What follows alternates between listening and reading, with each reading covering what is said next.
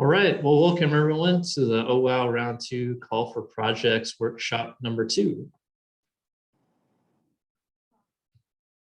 Purpose of the workshop is to walk through the One Water, One Watershed OWOW Call for Projects online application form. Also connect the form's contents to the OWOW rating and ranking criteria that we discussed a lot over the last year. But we'll go through that rating and ranking criteria a bit more in today's workshop if you're new to the discussion.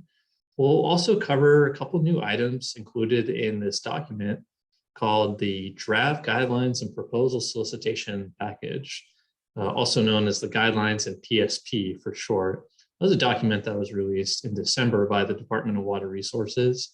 They're the lead state agency for the Integrated Regional Water Management Program. And that program provides the funding that the OWOW process is allocating through this grant program that you're hearing about today.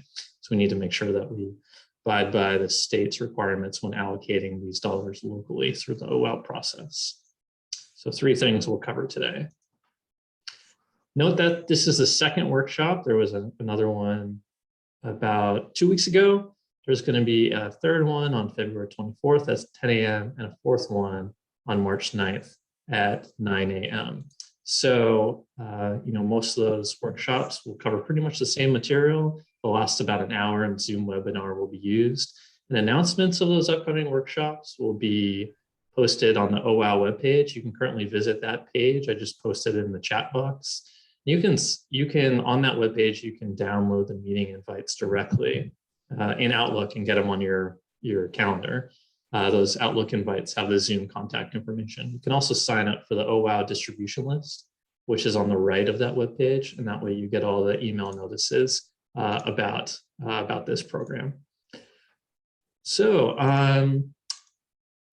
let's kick it off with some OWOW content regarding the grant here. So the first thing you should know is that this is a statewide program, but the dollars for this Integrated Regional Water Management Program, or IRWM program, are designated at a region by region basis. The region that the OWOW process manages is Santa Ana River Watershed IRWM region, also known as the Santa Ana funding area.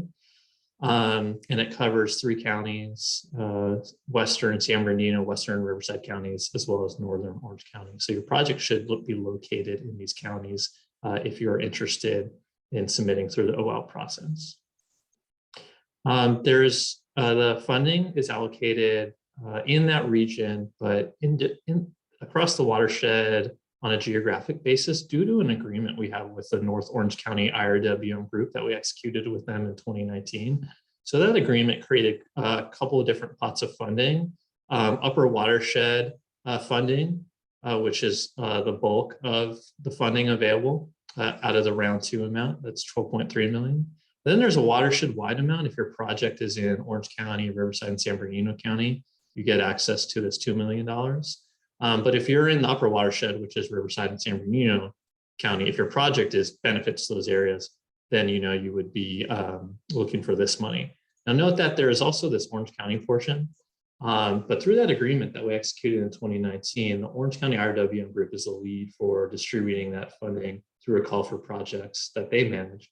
So if you're interested in, if your project takes place in Orange County, maybe it's not watershed wide, but it takes place in Orange County, you would want to go through their process because they're the lead for that $7.17 million in funding. So if you're interested in how to compete for that, please let me know and I can get you the contact information for them. It's run by Orange County Public Works. So if you Google Orange County Public Works IRWM, you should find it. But let me know if you need a contact for that. So in terms of OWOW, this is our scheduling. The North Orange County schedule will be pretty similar, but the OWOW schedule has started really last year. We had several meetings with stakeholders. We were gathering input on the rating and ranking criteria. We also got the rating and ranking criteria approved by our governing board, the OWOW governing structure. So that was approved last year. DWR released in December, like I mentioned, their guidelines. So now we're beginning the call for projects here, January through March. The call for project closes as of now on March 25th. We estimate that DWR will likely release the grant guidelines in February. That may change, so we may adjust the call for projects timeline, but officially it's still February. After the call for projects closes, we would then review the projects submitted. That would happen in April. And we'd also go through what we call the participatory budgeting process, which I'll explain. Once that concludes and your project was successful through the participatory budgeting process, you've almost made it, but your project then needs to get approved by the OWOW governance structure. So staff recommends the successful projects through the participatory budgeting process to the OWOW governance structure. So we have 2 meetings in May that are scheduled to handle that. And then once the OWOW governance structure approves those successful applicants, they will get submitted in a final application, the DWR. Their deadline is currently September. That's what we're hearing, but we hear that may change. So if that changes, we'll adjust the timeline. Based on past awards or past rounds of funding, DWR usually announces awards 8 months later. So we're estimating May of 2023. And then an eventual agreement wouldn't happen until another year is what would happen in round 1. We're hoping that's a much more streamlined process than round 1. DWR said they're going to speed things up this time around. This is the final round for Proposition 1 funding. So we are hopefully they will hold true to that. And this will be a lot quicker than May and April of 2024. I mentioned earlier that the PSP, that's a proposal solicitation package, included a couple new items that we have rolled into the call for projects form. I'll walk through these in a bit more detail, but the first one was really related to project readiness. And they drill into that, as you can see on the left side of this table. When it comes to CEQA, NEPA, and permitting, they're saying that local application processes must prioritize projects that have CEQA, NEPA, and permitting completed within estimated 12 months of the funding award date. And from my previous schedule, we said we estimate that award date to be May of 2023. So that's something that we've added to our call for projects form, and you'll see it in there, and I'll show you how it's in there. And on the right of this table, I showed during the participatory budgeting phase of the OWOW process, which occurs after projects are initially ranked, projects with an estimated schedule that reflects that DWR timeline will also be prioritized for funding. So I'll explain in a slide how we plan to do that. The other one isn't as big of a game changer, and I'll explain why. It's related to the disadvantaged community implementation funding. It says that if you do request funding for disadvantaged community funding, you can be considered for general implementation funding if DAC implementation funds are completely utilized. And we also plan to handle this during the participatory budgeting phase of the OWOW process, which I'll explain. Certain DAC implementation projects are not initially with the top tier of their funding category. They may request general implementation funding. And if this is kind of foreign to you, like disadvantaged community versus general implementation funding, I'll explain in a bit more detail and what I mean by that. Hopefully it'll make more sense. All right, so before I get into the form, and walking you through the form and how to fill it out, I wanted to rehash what we covered if you attended our workshops last year. But if this is new to you, I wanted to make sure you're aware of how your project would be scored after it's submitted. As I'll show, when you fill out the form, you'll be asked to provide numeric benefits. And we take those numeric benefits and put them into a preset formula that allows us to as objectively as possible score your project. And as you can see, there's 2 different formulas, and it's those terms again. General implementation is the first formula, and disadvantaged community or DAC is the second. There's 2 pots of money, 2 competition pools for this funding, so you would choose to be submitted in either general implementation or disadvantaged community up front. So hopefully that makes sense, because if you are requesting general implementation money, you would only be competing against those other projects that are also requesting general implementation projects. If you requested funding for disadvantaged community, you would only be competing for those other projects. So there won't be cross pollination there for competition, but there is a small caveat on that rule that I'll explain later. And what these formulas show is that, when you're competing against other projects, your benefits, and there's 6 different benefit categories for general implementation and 3 for DAC, your numeric benefits will be scored against their fraction of the highest valued benefit in each of the 6 categories. So if you have 100 acre-feet of water supply is one of the benefit categories, but another project has 200, that 200 project would be the largest numeric value in that one benefit category. So you would only get half, 100 out of 200, a half of this predefined value, a weighting factor. And it behooves you to have as many categories as possible, submit benefits as many categories as possible, because you get to go through this nice formula 6 times if you have 6 benefits. In general implementation, you're required to at least have 2 benefits. In DAC, you're required only to have 1. So that's what's going in the first part of the formula. The second part is these extra credit categories that we didn't have in round 1. These are kind of new if you are new to round 2. We're added these this time around. If you're a tribal nation, you get extra points. If you're a regional project, you get extra points. If new and innovative or if you have a nonprofit partner, you get extra points. And same with DAC, you get more points as well. That whatever value you calculate on the left in those brackets, those go up. And here's a lot of detail. It's a pretty busy slide, but I've just laid out those 6 benefit categories for general implementation, what the weighting factor values are, and then hopefully some text that gets you thinking about how you would define your project. If you have a water supply project, we're asking for amount of water supply provided through innovation and optimization. And we just have a caveat that, it can be recycled water. And here's the units here. I have this nice line here, and then these are the extra credit categories, which, are yes or no questions. Are not numeric values you add in, but you're in the project form. If you've taken a look at it yet, you'll see that you have to add documents, add descriptors of why you need that extra credit category. And same for detailed DAC categories. So it's important to keep in mind that there's less benefit categories for detailed DACs. For DAC, disadvantaged community projects, we're okay if you just have 1 benefit category. For general implementation, you need to have at least 2, but for disadvantaged community, just 1 is okay. So that's why there's less categories, but there's also a pre-screener if you want to submit as a disadvantaged community project. Your benefit area needs to be 75% or more must be considered disadvantaged community. You can't have just 5% of your benefit area of your project is disadvantaged, and then you ask for funding in this category. You have to be a majority, at least 75% benefit area must be DAC. And I'll explain a bit more of how you calculate that. So I walked through a lot of, call for projects, use, and we'll walk through the form, but, you'll see a big part of the form is entering your numeric benefits. So you'll submit your numeric benefits, we'll have them, we'll calculate your score. And then the next stage is that we go through this participatory budgeting process. That's really held with the goals of transparency, objectivity, and deliberation.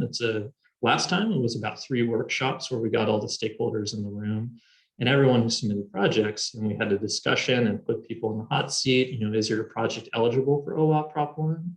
Are the benefits claimed realistic? That's the real big one that we're probably going to focus on the most, because as you can see, your score is really determined by the amount of benefits you're claiming. But if you're being overly generous with your projects, you can really overclaim your benefits. So we'll focus a lot on that and make sure you're using the best science to estimate your benefits. Maybe you're using another similar project that achieved benefits and you're using that to estimate your project's benefits.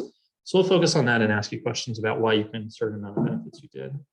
We'll also ask, is the watershed improved without the unreasonable expense detriment to others? Are you taking water away, or are you harming another downstream entity with implementation of your project? Hopefully you're not. And does your project include the active participation of multiple agencies? If you're claiming that you're involving a nonprofit partner to get that extra credit, are they truly involved? They're not just writing letters of support for your project.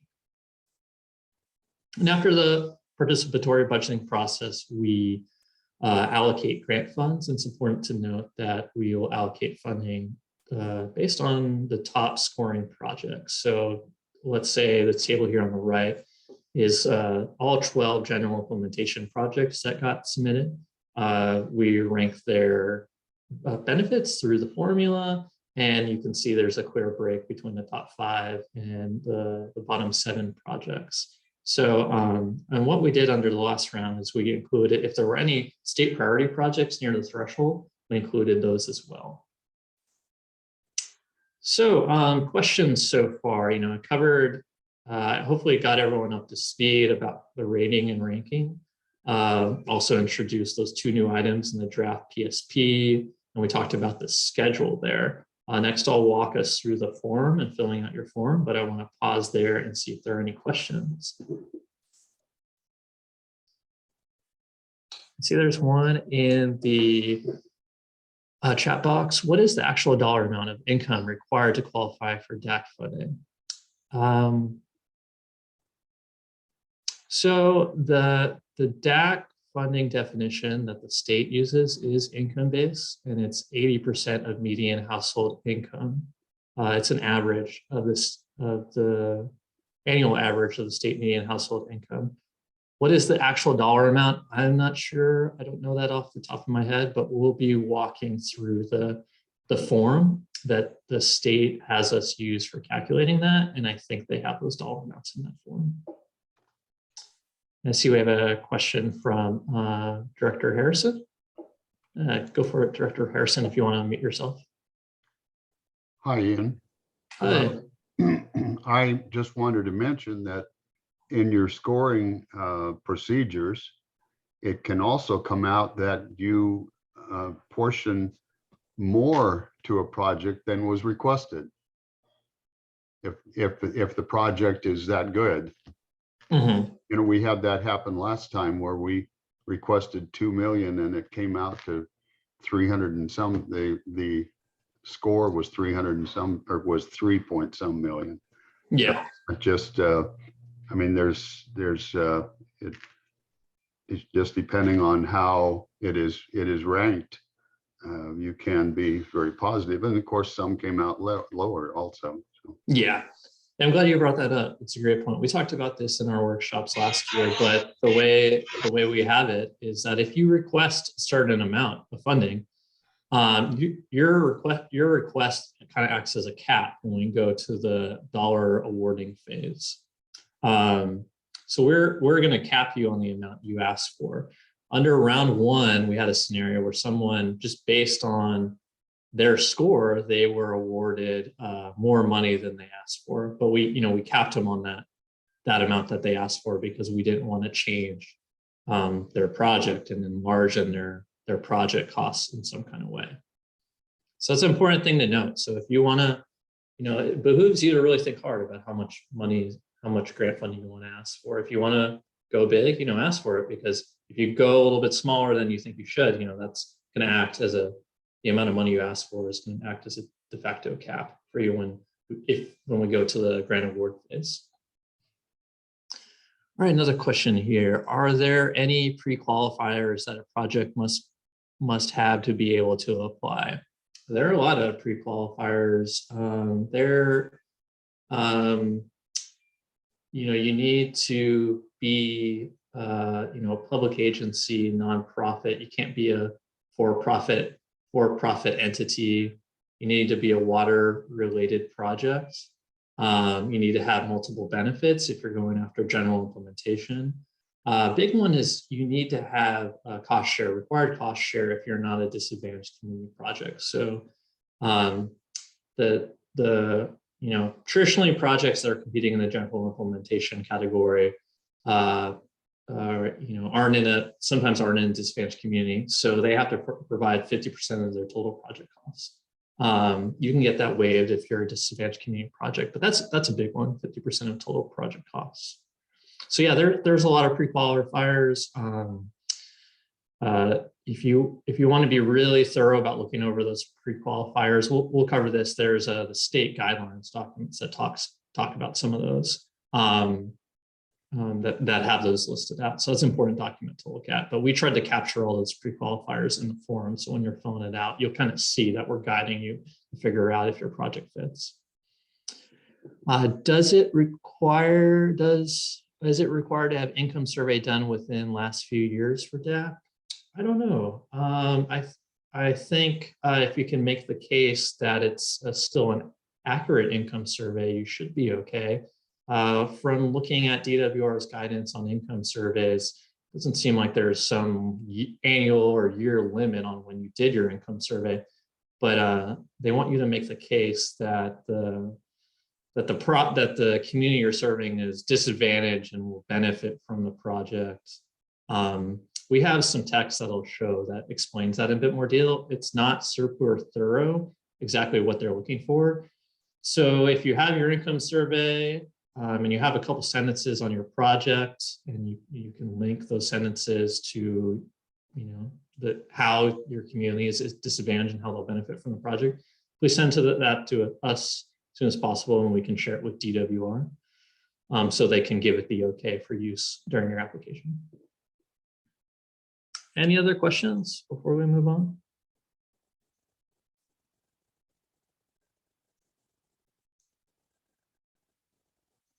All right. Yeah, great questions. Well, there'll be more breakpoints asked, so I'll check the chat box when I get to the next breakpoint. All right, so the call for projects form. This is the meat of the presentation. So the form is available in that same URL I shared. It's important to note that there's a portion of the form that is dedicated to those projects who just want to submit to be included in the IRWM plan for this funding area, also known as OWOW Plan Update 2018, cover there shown on the right. So if you just want to be in the plan, maybe you just want to get your project included in there because it'll help you submit a grant for another state program, there's only 30 questions you fill out. But if you want grant funding in the general implementation or DAC pool, there are 50 questions to fill out. The form has been tested in Chrome and Firefox, so we recommend you use either of those two browsers in filling it out. And some of the contents of the form depend on your project and what your project is like. So some questions you'll probably be thinking about as I go through this is, do you want to be included in just the IRWM OWOW plan? Does your project directly benefit disadvantaged communities? And is your project a decision support tool? And I'll explain what that is. So the first fork in the road you get to when filling out the form is grappling with, do you want funding or do you just want to be in the plan? So that should hopefully be a pretty easy decision for you, but the form is shorter if you choose the left road, OWOW plan only. And then you'll also upfront decide if you're going to submit for disadvantaged community funding, and there's about $4.1 million available. That's this purple slice of the pie in that pie chart I showed earlier. And then there's for general implementation, you'll be competing for 14.4 million. That is two slices of the pie that I showed. That's the upper watershed and watershed wide slices of the pie. Remember that North Orange County is going through the separate North Orange County IRWM group. And note that the DAC track also has a gate. You can't just be an interested DAC project. You have to meet that high bar of at least 75% of the benefit area being DAC. And then also, once you get further into the form, you'll have to choose if you're an implementation project or a decision support tool. And I'll explain what a decision support tool implementation project is. Probably something that you're used to. It can be a construction project, or it can be more of a program like a water use efficiency program. All right, so questions so far before I get going? I'm going to dive into the meat of the form next. But are there any questions up front about that?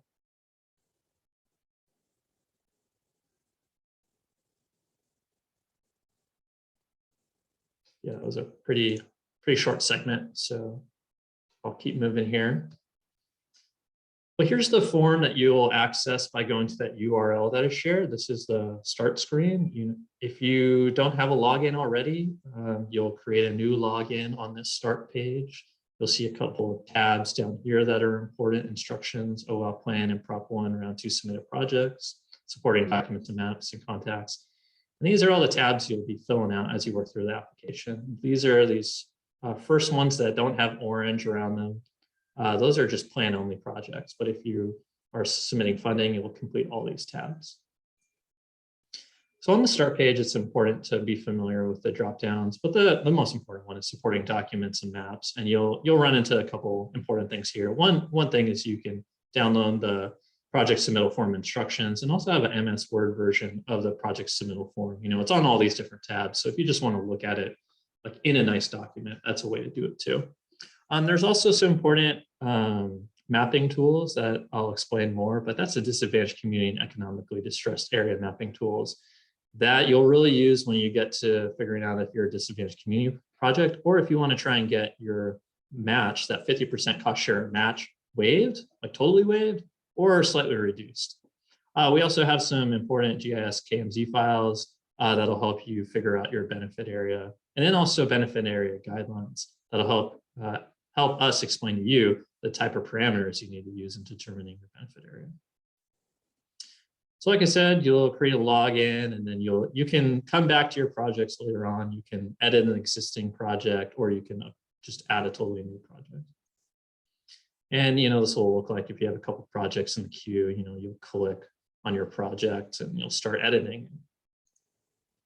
And this is the first, or I guess the second tab. I'm going to skip over a couple of tabs. You know, I'm not going to walk through every single part of the form because it's pretty self-explanatory for what some of them are, but I'll explain the more complicated ones. So the general tab is the first main one you'll get to. You'll explain your project name, you'll add project keywords, you'll add project abstract, project estimated useful life.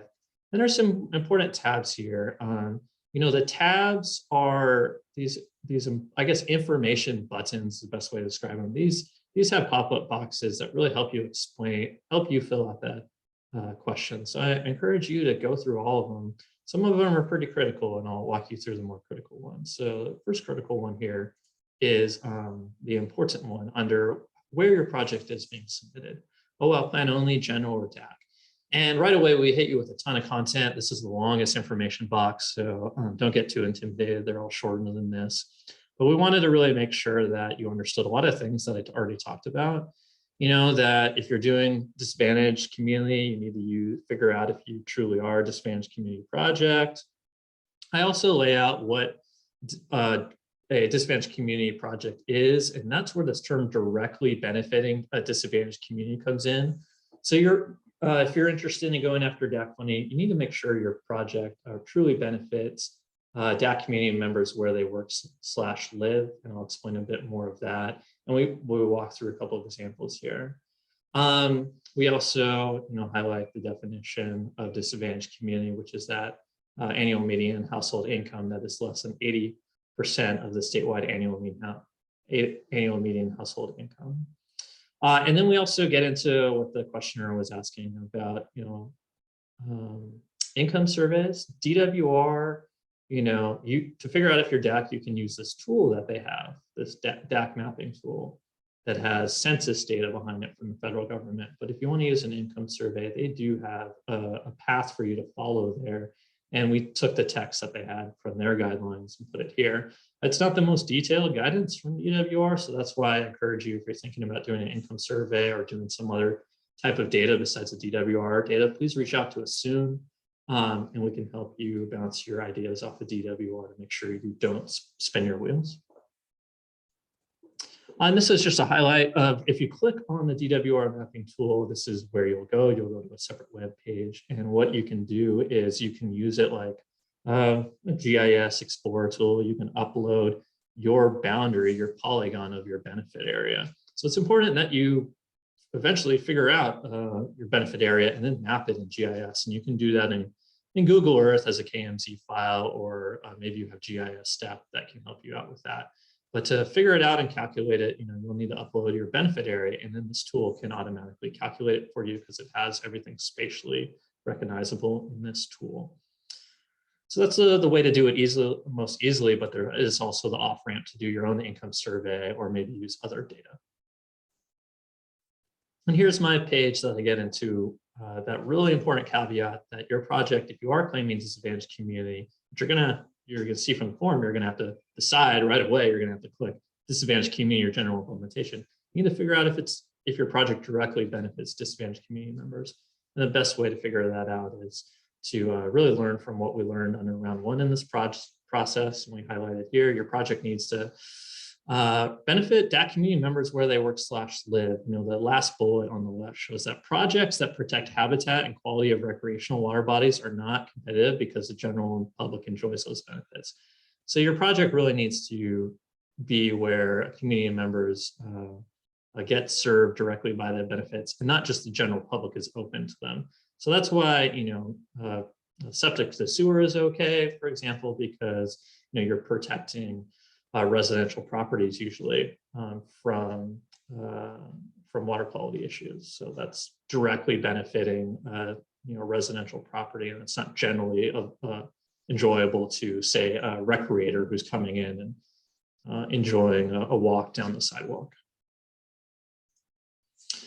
All right, a couple other things about benefit areas. We touched on that. It's really important you figure out your benefit area and then follow guidance, which you saw in that pop-up box that I showed. And I just highlight that information in that pop-up box here. When defining your benefit area, we have you follow a couple of hard and fast rules. So if you have an ecosystem project, we ask that you use these thresholds, these watershed thresholds known as HUC 12, Hydrologic Unit Code watersheds. Those are from U.S. Geological Survey. If you have a surface water quality or groundwater quality project, you also use HUC 12s, and then also DWR's definition of groundwater basins. You can also use your water master definition, groundwater basins as well. We have some more detailed definitions of those on the form. If you have a coastal water quality benefit project, that's the Pacific Ocean is a large water body, so we allow a 10-mile buffer area. And then if you have an inland water body open to the public, it's a pretty populated watershed with a lot of people visiting inland water bodies. So we also give a buffer area of 10 miles. But we like to predetermine those because if everybody came in with their own definition of what the buffer area around the Pacific Ocean or a water body should be, we'd get a lot of different answers. So that's why we like to hold everyone to the same buffer zones. All right, I will pause there. We just got into the form, and it already, as you can see, got a little complicated with general DAC and benefit areas. So I'll pause there and see if there's any questions. See some of the chat box. If you have a feasibility report that has solid info on construction details, but need financial info updated, is that enough to begin the application process, a placeholder to be updated along the way? Yes, you can definitely submit the application now, but you have to finish it by the deadline of March 25th. Or maybe you're asking that you start to fill it out now and you wait till we go to the DWR process in September. No, we ask that you finish the application on the OWOW side by the deadline for the call for projects. We can't score you if you don't fully complete the application. Next question in the chat box: where can we access the project URL? Can it be posted in this chat, or will it be available on the presentation slide where they posted the project URL? I'm not sure what that refers to. I pasted the URL, and I'll do it again for the website I keep referring to. That's where the project submission form is. If you go to that, you can find on this website. I just posted in there the project submission form. Hopefully that answered the question. Any other questions before we move on?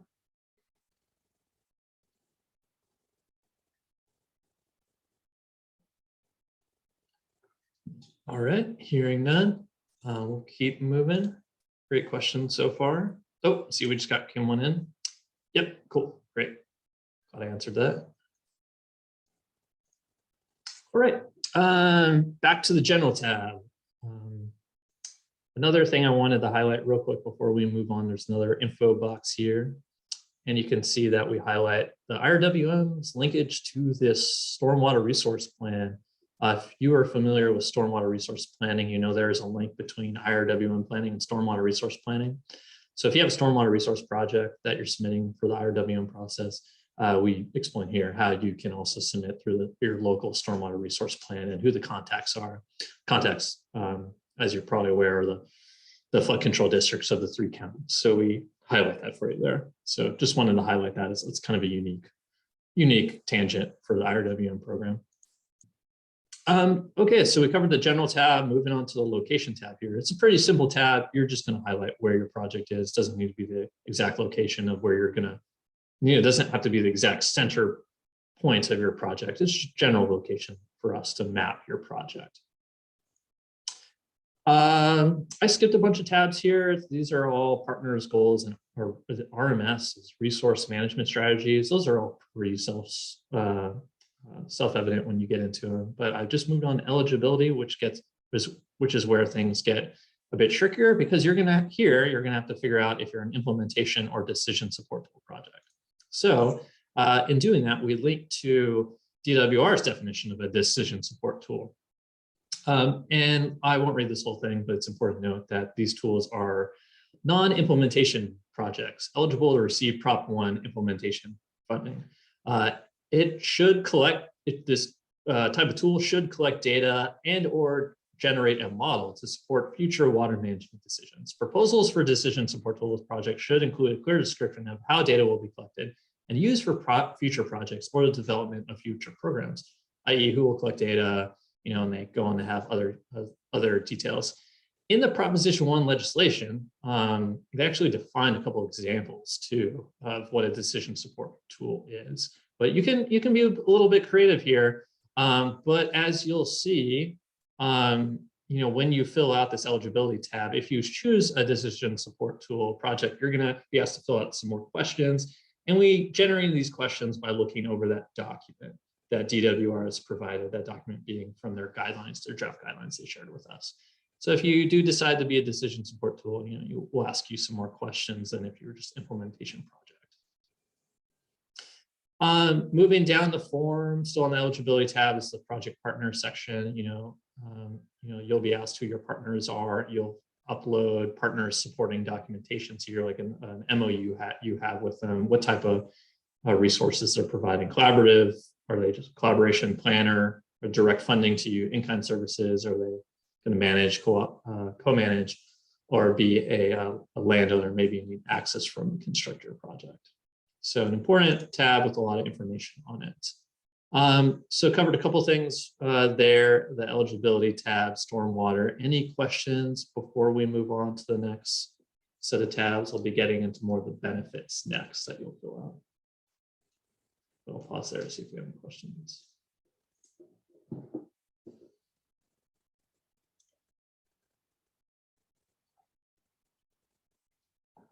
All right, seeing none, keep moving here. All right, let's see. Before I get to benefits, I'm going to talk about CEQA NEPA permitting here. So the ENV tab, or environmental tab, we'll ask you about what type of CEQA document and your timeline for that. And then, as I mentioned earlier, we had a new addition from DWR in their draft PSP and guidelines document. And we highlight that here when you're getting into CEQA, NEPA, and permitting, because it relates to that. So note, in line with DWR priorities during the OWOW participatory budgeting process, which will occur after you submit your call for projects form, we'll look at the projects submitted and ensure to follow DWR's guidance and prioritize projects that have all CEQA, NEPA, and permitting completed with an estimate 12 months of the DWR award date. What is that? Our best guess is May 2023, so 12 months after that. So, and how would we do that? You may be wondering how, I'm transitioning a bit away from screenshots of the form and explaining how would we, prioritize your project during the participatory budgeting process. So coming back to this example of, say these are the scores of the projects. We got 12 different general implementation projects that all competed against each other. We, again, like round one, we saw that we had a clear break between these top scoring projects. Well, we could get some nice 12-month ready projects below the threshold. So in doing that, we would ensure that, project 8, for example, would move up with the other high-ranking projects, and that their funding would get distributed. The funding amount, which is, if you can remember, I think it's about 4.2 million that I showed on that first pie chart slide.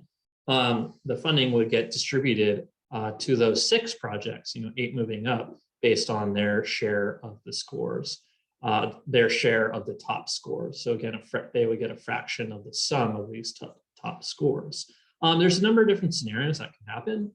As we go through the participatory budgeting process, you could have a really low scoring project, but with the most aggressive 12-month sequence, maybe they're ready for sequence in 2 months. Now we'll discuss that as a group, decide as a group if that really should be moved up in the prioritization. We just need to make sure that we abide by DWR's guidance that we prioritize projects. That doesn't mean you're guaranteeing funding. If you have a nice 12-month ready schedule, it just means we look at your project and we prioritize them. And the way we do that is through the numeric scoring, but also as a group through the participatory budgeting process. All right, questions so far? I covered the CEQA, NEPA permitting section and also talked about that caveat for the participatory budgeting process. Got a question here. What's the next funding opportunity if we miss this cycle? For Proposition 1, this is the last round in funding. So for the IRWM OWOW program, there isn't another water bond on the horizon at this point in terms of OWOW, IRWM funding. There's other grant opportunities out there. DWR has a number of other programs sort of similar to this, the urban and multi-benefit 2022 program being one. But this is the last funding round for Prop 1 funding. Any other questions related to the CEQA NEPA permitting or anything else?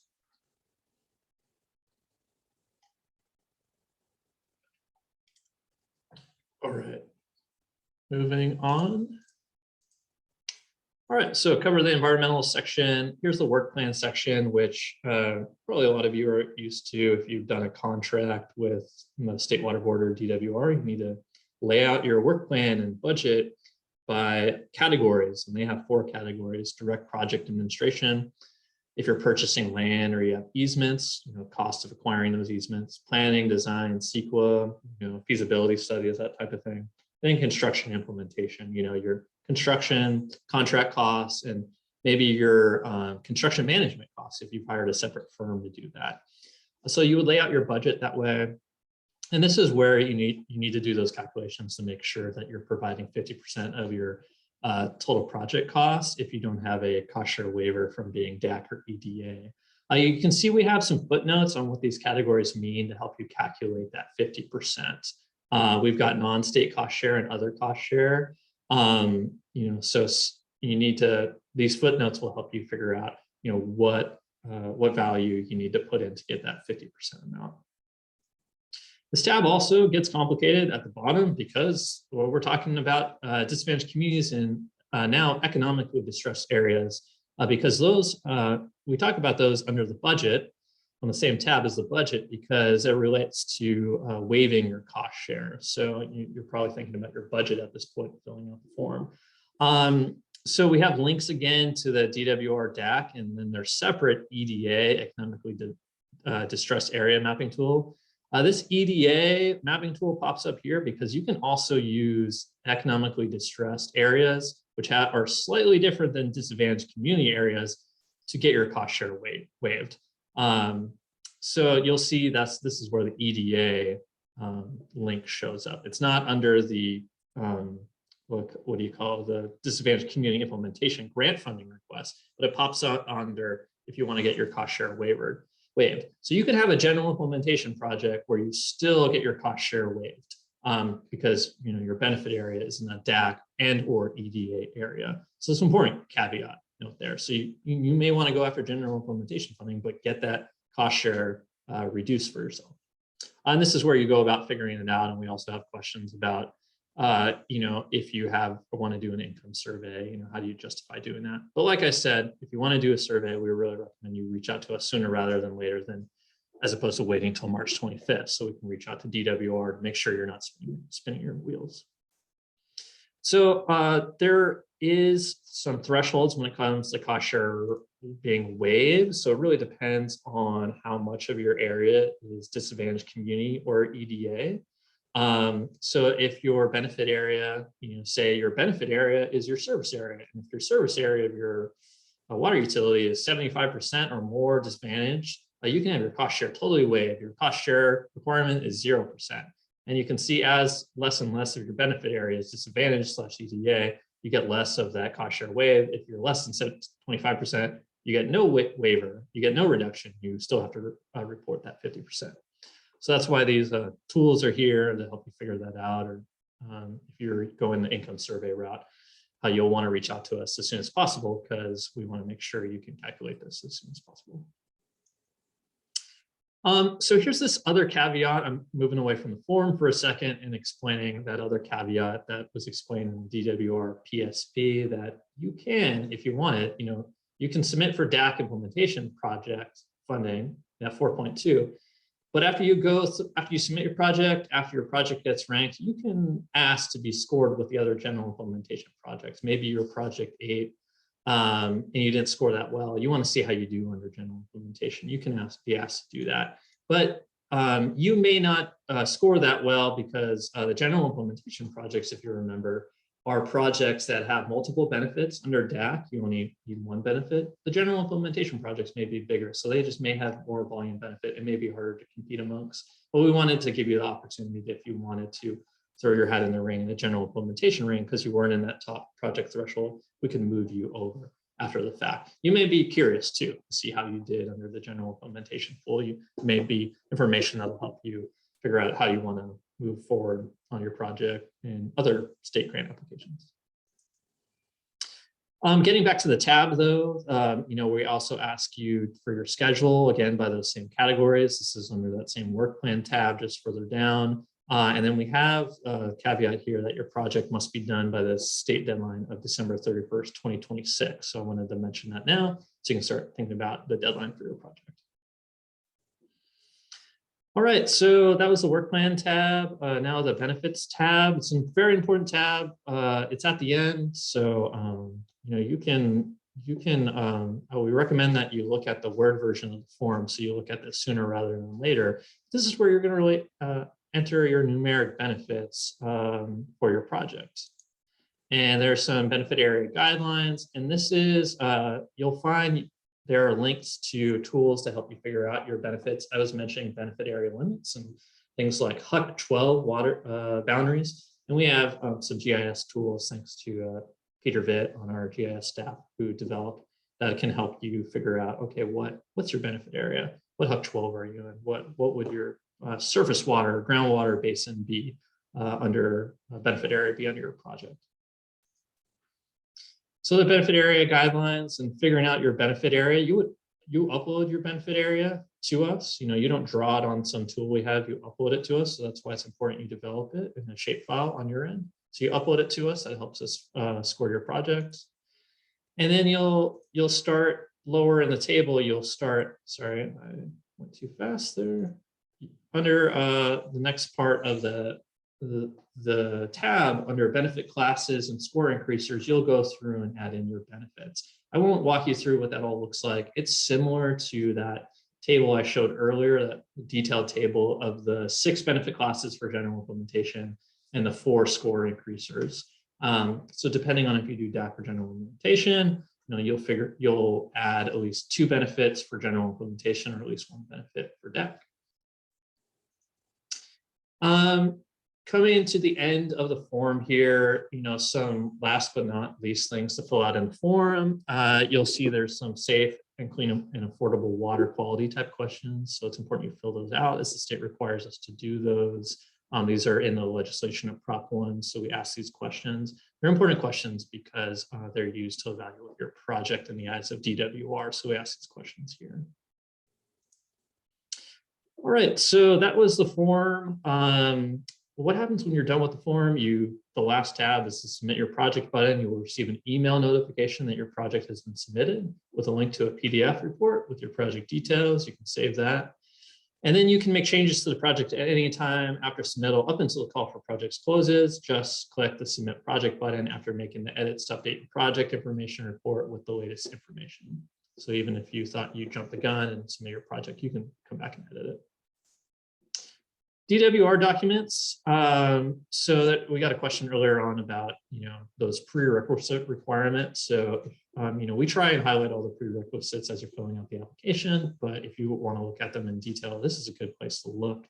DWR has a number of documents on their website.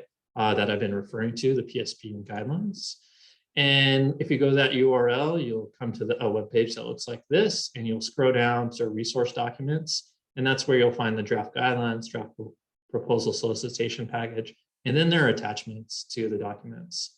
If you were successful, you'll figure out, well, what a work plan will look like when you eventually enter into a contract with SAPA and DWR. You can see what the work plan would look like that you would eventually have to fill out. So it's important that you're familiar with these documents. We recommend you download them, save them. If you have any detailed questions, they're really helpful too. So in closing, here again is the schedule. The call for project closes on March 25th. Another big thing, if you submitted, that you would be involved with is the staff participatory budgeting process. And then the last big event you'd be involved with is working with SAPA to submit a final application to DWR. We would work with you to get a bit more information on your project. You'd have to add in more detail that will help us fill out your work plan. At the task level, there's a bit different, 12 different tasks you would have to complete.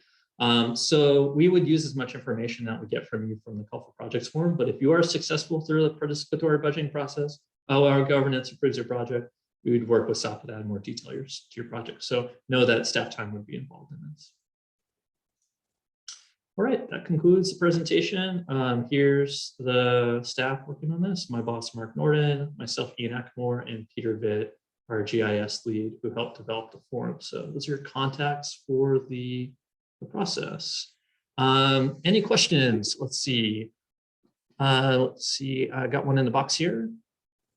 Does SAPA already have funding from DWR and are allocating to different qualifying projects, or is SAPA submitting grant applications to DWR on behalf of the water agencies? So SAPA, we don't have funding in our general fund from DWR at the moment. We would be submitting funding, but the Proposition 1 water bond allocates funding to the Santa Ana River watershed, the SAPA area. So in some ways it's designated for this area to take an act of the legislature to redirect it somewhere else. And that's never happened before. So hopefully that answers the question. When can funds be spent after award? When can funds be spent after award? Reimbursement, okay. Funds can be spent to qualify as funding match beginning on January 1st, 2015. And then in terms of reimbursements, I think it is the funding award dates. Let me double check. So there's two dates there to be familiar with. The grant, the matching requirement, if you don't get your cost share waived, you'd have to start accruing that 50% cost share. And then the other is when you can start spending money that'll eventually get reimbursed under an invoice from DWR. And I believe that date is the grant award. So let me double check. Any other questions while I'm finding that?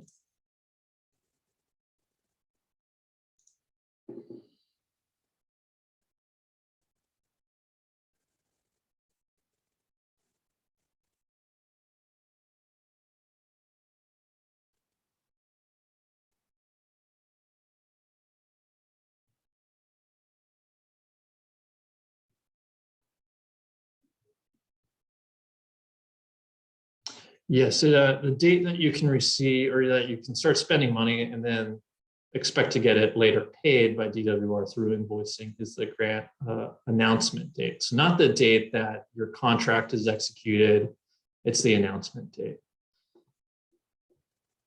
which our best guess, I think, is May 2023.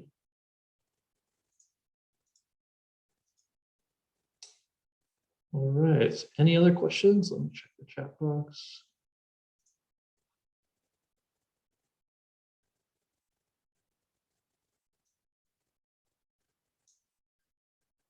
All right, don't see any.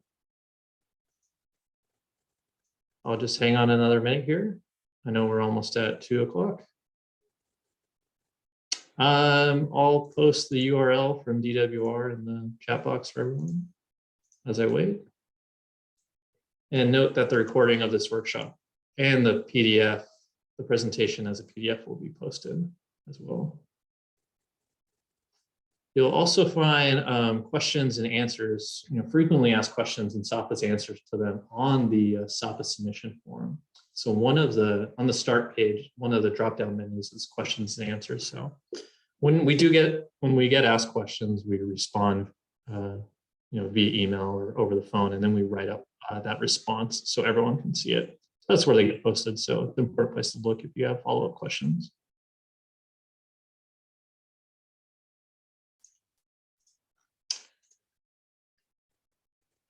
All right, just posted the URL in the chat box. And I don't see any more questions. So everyone have a good rest of your day, and maybe we'll see you at the next OWOW workshop. Thanks, Ian. Yeah, thank you. Take care. Bye.